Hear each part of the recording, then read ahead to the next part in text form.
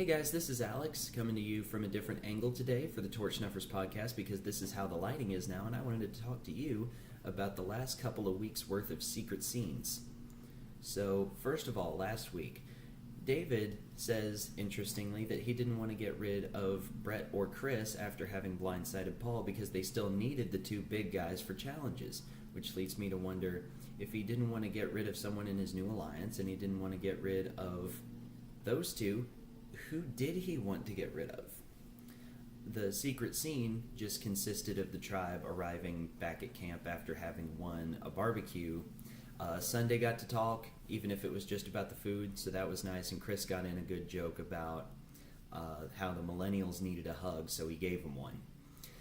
And Lucy got an extended scene about how she's very intense and self-reliant, and she's coming to realize more and more on the island that she needs people.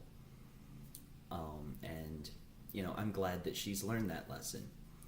And this week, on the Orange Camp, Michelle was the only one who expressed worry about going home because, she's in the minority and she screwed up the challenge. If you remember, even though Cece and David flailed spectacularly during the challenge, she was the only one who actually wasn't able to get her buoy. But everybody else across all three tribes expressed optimism about their new groups. Everybody in the minority said that, although they were worried, they weren't that worried because they didn't really feel like they were expendable.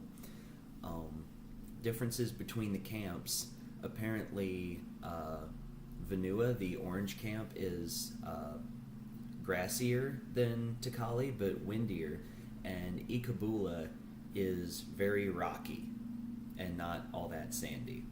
And Michaela had a good scene where she talked about how once you've already built a shelter, it's hard to do it again because you feel like you've already gotten that part out of the way and then you have to do it all over again. Plus, you don't have the day one energy. And apparently there are a lot of other connections, not quite on the level of the Sooner connection on Vanua, but there are still a lot of connections going on Ikabula. Hannah says she feels like an 80-year-old woman at heart. Hannah and Brett have a Massachusetts connection. Sunday is a youth pastor, so she's really excited to get to work with the millennials. And pretty much everybody there thinks they have a good group. And finally, the secret scene on Takali, the Purple Tribe. Figgy and Taylor, they kiss when people aren't looking. Same thing that we saw in the episode.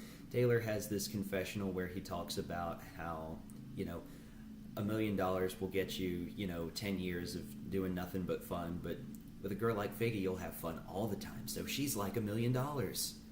And I'm sure that scene was intended to be put in the episode to show that he doesn't quite have his eye on the prize. And then Adam jokingly calls him Broby-Wan Kenobi and Abraham Lincoln, which, why didn't you put that in the episode? That was good material. Anyway, that's all I have for this week. Thanks. See you next week. Bye.